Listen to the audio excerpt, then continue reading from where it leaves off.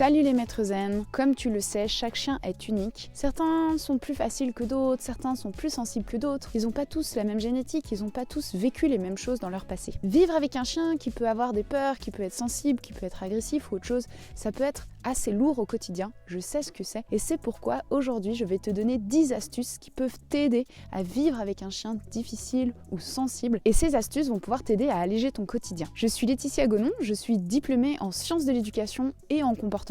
Et depuis plus de 4 ans, j'accompagne quotidiennement des propriétaires avec leurs chiens. Plus d'une personne sur deux qui vient me consulter, c'est pour des problèmes de comportement. J'ai donc l'habitude d'accompagner les gens dans ce processus qui est pas toujours facile. En tant qu'ancienne éducatrice sociale, j'ai à cœur de pouvoir aider les personnes à vivre au mieux cette expérience. Donc j'aime pouvoir aider à la fois le chien pour bien sûr qu'il améliore sa qualité de vie, qu'il ait moins de peur, etc.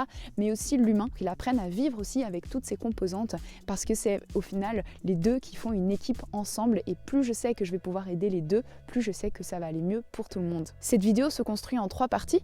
Dans la première partie, je vais te raconter mon expérience avec mes chiens réactifs. Dans la deuxième partie, je vais t'expliquer pourquoi certains chiens sont réactifs et d'autres pas. Et dans la troisième partie, je vais te donner mes 10 astuces que tu peux appliquer au quotidien pour t'aider dans la vie avec un chien plus difficile qu'un autre. Comme vous le savez peut-être, je publie des dizaines de vidéos avec des conseils gratuits. Si cela vous plaise, n'hésitez pas à me le dire, à mettre des commentaires, à mettre des petits pouces et à vous abonner à la chaîne en cliquant sur la cloche pour pouvoir recevoir une notification lors de la prochaine sortie de la prochaine vidéo. Alors tout d'abord, mon expérience. J'ai eu plusieurs chiens un petit peu difficiles parce que chaque chien a un petit peu ses petits défauts, ce qui est tout à fait normal. Mais mon chien le plus difficile de loin, c'était mon chien Ness qui venait de Macédoine. Et ce chien était réactif sur beaucoup de choses en même temps parce que il était à la fois réactif sur les chiens et les humains, donc il avait envie d'attaquer, mais il faisait aussi de la redirection, c'est-à-dire que s'il voulait attaquer un chien par exemple, mais que je le bloquais avec la laisse, il allait se retourner et me mordre moi. Il pouvait aussi mordre en cas de manipulation, si je devais lui enlever une tique ou le brosser ou quelque chose comme ça, il pouvait aussi se retourner et nous mordre. Il pouvait aussi mordre par effet de surprise, par exemple on le touche alors qu'il nous voit pas ou qu'il s'y attendait pas ou quoi que ce soit, il allait d'office se retourner et mordre s'il savait pas ce qui se passait. Et parfois ça lui arrivait même de vouloir aller dire bonjour à quelqu'un et puis de se laisser un petit peu caresser quelques secondes et ensuite d'avoir peur de quelque chose et de tout à coup se mettre à mordre la personne alors que c'est lui qui avait initié le mouvement. Et aussi, ce qui était difficile avec Ness, c'est qu'il ne prévenait pas beaucoup, il grognait très peu, il montrait pas beaucoup de signes et passait très rapidement à la morsure. Donc vivre avec un chien comme ça, vous imaginez que c'est difficile, c'est fatigant, c'est éreintant, c'est décourageant et c'est pourquoi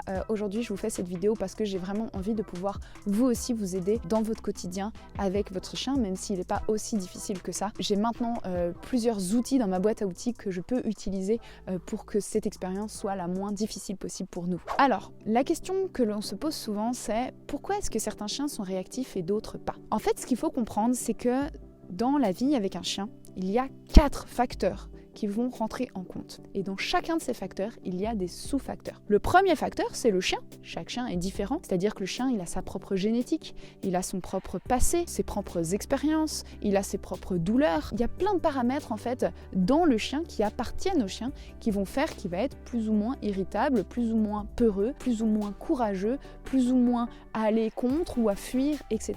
Donc tout ça, c'est les paramètres qui tournent autour du chien. Ensuite, le deuxième facteur, c'est évidemment l'humain, c'est-à-dire que le chien et l'humain vivent ensemble, donc l'humain a aussi une influence dans la manière dont il va réagir, de les connaissances qu'il a, est-ce qu'il anticipe, est-ce qu'il fait les bonnes actions, ou est-ce qu'il met le chien dans des situations qui sont trop difficiles pour lui, est-ce que l'humain sait gérer ses émotions, est-ce qu'il est patient, est-ce qu'il s'agace facilement, etc. Tous ces facteurs-là vont aussi jouer dans l'équation. Le troisième facteur, c'est la question de l'environnement. Selon où mon chien et mon humain habitent, si c'est au centre-ville, avec le bus qui passe tous les jours, les cloches de l'église qui sonnent, les enfants qui sortent de l'école en courant devant ma maison, etc. C'est pas pareil qu'une maison isolée à la campagne. Vraiment, selon en fait les problématiques du chien et de l'humain, l'endroit où ils vont habiter va avoir nécessairement une influence. Donc l'environnement quotidien est très important. Les lieux de balade, le lieu de vie, etc.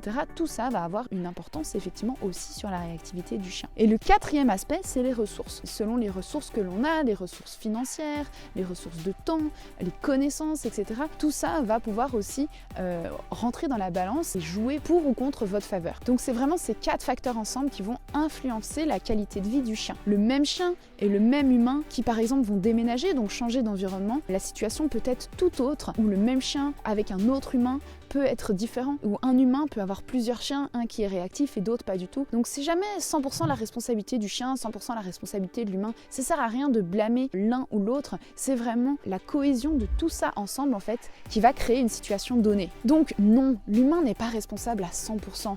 N'écoutez pas les gens dans la forêt quand ils vous disent « Ah mais de toute façon c'est votre faute, vous avez qu'à le lâcher plus ou le lâcher moins, ou faire plus ci ou faire plus cela ». Le chien a aussi sa propre génétique sur laquelle nous n'avons aucune influence. Les chiens ne sont pas des ordinateurs que l'on peut programmer, modeler et modifier, et c'est d'ailleurs bel et bien pour ça qu'on les aime, n'est-ce pas ?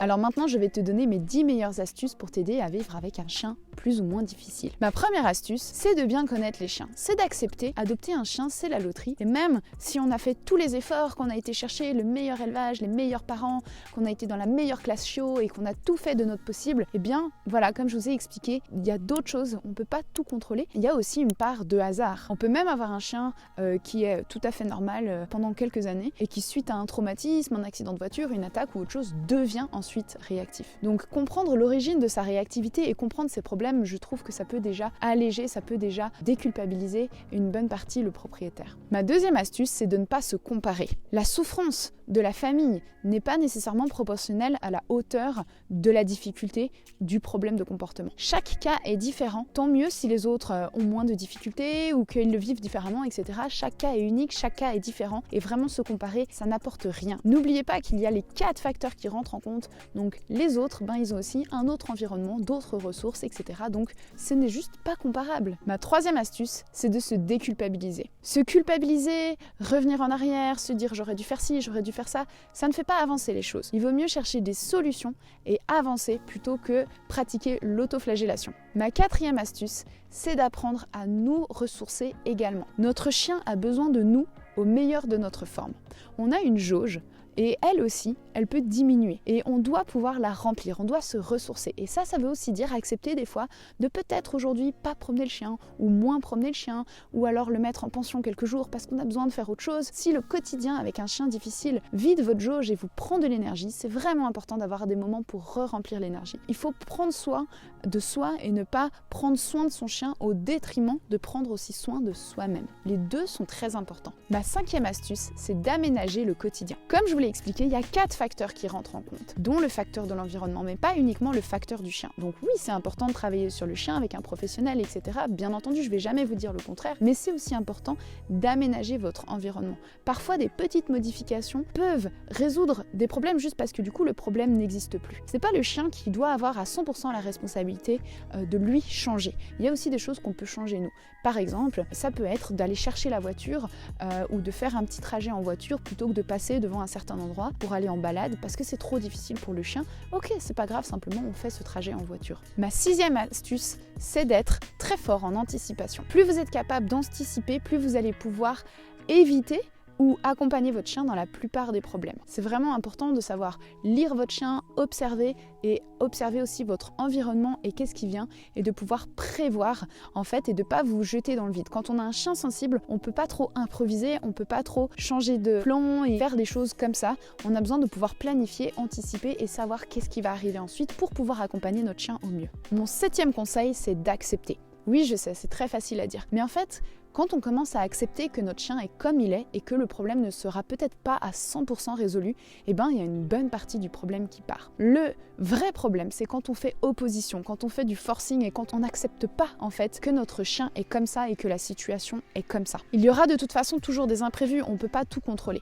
Il y aura toujours quelqu'un qui va vous lâcher son chien dessus, ça va vous faire reculer dans l'apprentissage. Ce qui est important, c'est d'essayer de réussir à être dans le juste dans 90% du cas, dans 90% des cas et non pas dans 100% des cas parce qu'on ne peut pas tout contrôler. Donc il faut aussi accepter cette part de vivant en fait qu'on a sur la planète et d'être humain, d'être chien, de nous-mêmes. On peut faire des erreurs, il peut faire des erreurs, il y a des imprévus, il y a des gourdes, on ne peut pas tout contrôler et c'est important de pouvoir accepter tout ça. Ma 8e astuce, c'est d'avoir des petites roues de secours sous la main. Des fois, il y a des petites choses qui peuvent changer grandement et c'est important d'avoir ces astuces. Donc vous pouvez voir avec votre éducateur, votre éducatrice canin pour avoir ces ces petites astuces qui des fois peuvent vous sauver d'une situation rapidement dans les 10% de cas qui sont imprévus. Ma 9e astuce, bien sûr, mais c'est évident, c'est de faire un travail de rééducation comportementale avec un éducateur ou une éducatrice canin spécialisée dans les problèmes de comportement, formé en behaviorisme, en sciences comportementales. Et ma 10e astuce,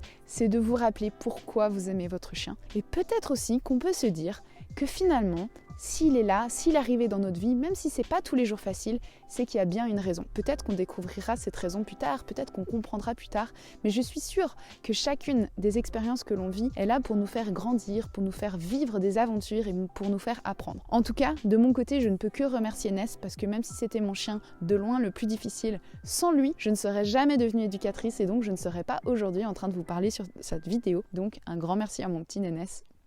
J'espère que cette vidéo vous a été utile. En tant qu'ancienne éducatrice sociale, j'aime vraiment pouvoir accompagner mes élèves aussi dans leurs propres émotions, dans leur propre vision du monde et comment est-ce que eux, ils vivent la situation au quotidien et non pas uniquement le chien, puisque j'ai bien conscience que c'est un système, que c'est une équipe où tout le monde a son importance.